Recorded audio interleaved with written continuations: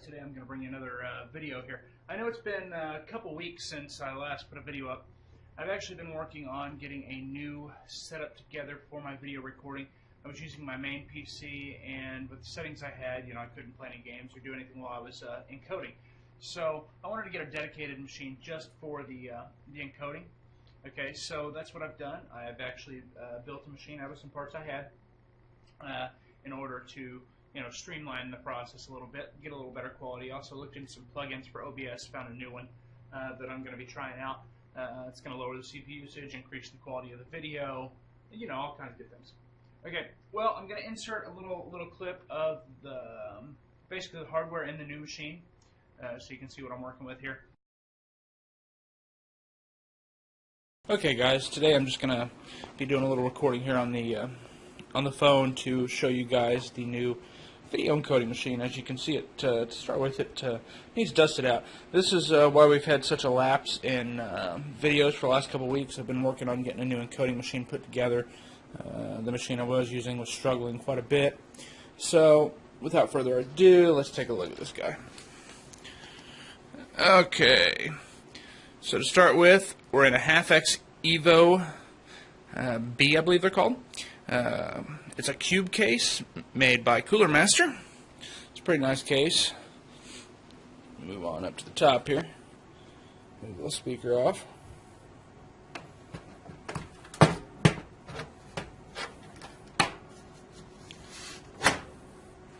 Pop the top panel off here so I can show you guys what we've got in here. Alright, so basically what we've got here is we've got a Sabertooth 990 FX motherboard. I believe this was the first revision of this motherboard. I've had this one for a while. Over here, as far as memory, we have some G-Skill Sniper Series 1866. I have 16 gigs of that, 4 Gigabyte sticks. I have an H55 water cooler made by Corsair in here. As far as the video card goes, let's see if I can get a decent look here. For those who can't tell by the color scheme, and there you go. It's a power color. I believe it is a 280, R9 280. Okay. Down below, I'm not going to go as far as to take everything apart for you, but I do have a primary drive that is a 120 gig solid state drive, and then I have a 1 terabyte storage drive as well, and just a simple DVD burner in here. I am going to move the Blu-ray burner over from another machine. That's about the gist of it. Up here I've got a old 4.3 screen. It's a EZO. They were used for medical and engineering jobs. They're actually very good screens. This one's got a I want to claim 1600 by 1200 resolution on it, so it's pretty good. Of course, that's not quite enough room to work, so up above it, the lighting will cooperate a little bit here. I have a 37-inch VRA 1080p screen that I have super resolutioned up to 1440p for my video editing. And I'm also going to be doing a review today on this next book. Let's go ahead and move to the bench and go ahead and take care of that.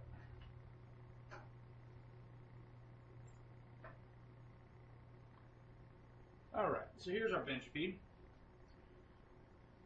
Come right on over here. I'm going to go ahead and get us a little zoom in if we can. Okay, well, my zoom's not cooperating. That's alright. Okay, as you can see from the top, other than all the wonderful smudges on it, it is a brand new Nextbook, Intel Inside logo. Okay, let's move up a little closer to the camera so you can see what's going on here. Okay, so to start with today, let's look here. We've got the cam, which I'm not horribly impressed with. I'll give you a little sample of that. We're going to move on over. I have the Windows button. I then have the volume rocker, and then I have the power button. We move on around to the side here. Okay, let's see what I can get you as far as a view on that. Alright, to the far side here, it looks like we have the headphone jack.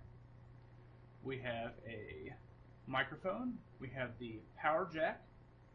We have the micro USB port, and then we have the micro HDMI. Have a charging indicator LED, and then we have the SD card slot. Move on around. Right now I do have the actual dock put to it. It comes with a removable keyboard dock. Okay, let's go ahead and move around. There was a USB on this side, and I'm sorry I forgot to mention a USB on that side as well. That's part of the dock. Okay, let's go ahead and open it up.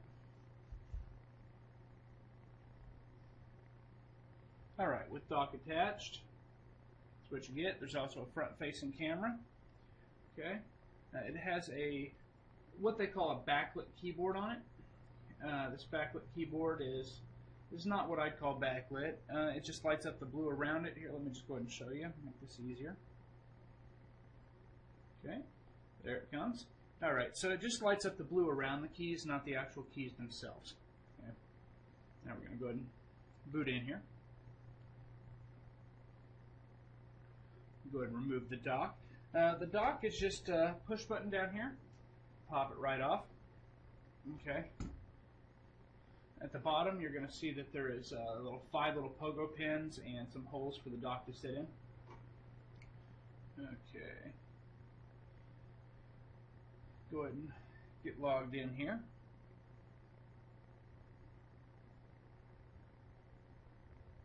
You guys are seeing my password. Oh no!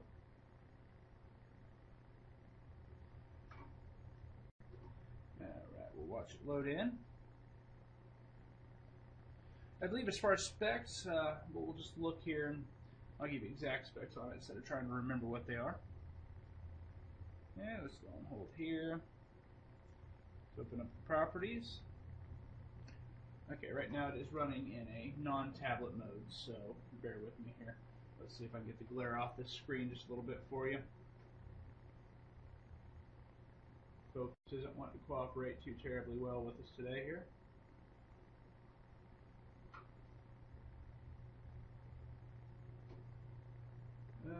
Okay, well, I think I'm just going to have to, hey, DVG's griping at me here. Alright, let's just try to get up nice and close, see if we can get you to focus.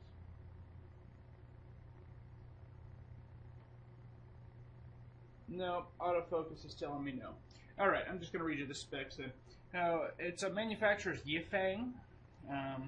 They branded it as a Nextbook. Model number is an NXW116QC264. Okay, so the actual technical name is a Flex 11. Okay, here it says it's an Intel Atom CPU Z3735F. It's a 1.33 gigahertz quad core. Okay, it has 2 gigabits of RAM in it. Let's see what else can we show you here. I mean, you've obviously seen a Windows 10 tablet before. You know, this has pretty good color to the screen. I'm fairly impressed with it altogether. But the coloring is pretty darn good, really. The screen is very responsive. I don't know if you can see the little marks that it puts on the screen whenever I touch it. It's very, very responsive. I'm very happy with the screen. Overall performance is great. I've actually done some Steam streaming for games on this thing, and it runs pretty darn good at them. I played a little bit of Rust and other various games on here. So all in all, I think they have a winner with this. It's supposed to, you know, match up to the Surface Pros, and it's pretty darn good, honestly. Let's go ahead and open up this PC here, nice and quick. Yet again, we're going to fight to try to get you to be able to see that, which is not going to happen because Focus is not wanting to cooperate today. Alright, well, it comes with a 64 gigabyte built-in storage, and I also have installed a 64 gigabyte SD card in it. So it's got plenty of storage for whatever I need to know, and as you may have guessed by the name, it's 11-inch in size. It's a very nice tablet, and the inclusion of the dock is just really nice as well. Even if it's not truly a backlit keyboard, you know, it does help a little in low lighting. As far as overall performance, I'm very happy with this tablet. Well, guys, I appreciate you taking your time to watch us here today. And until next time, take care. Hey guys, if you liked the video, please like and subscribe below. Thanks for watching.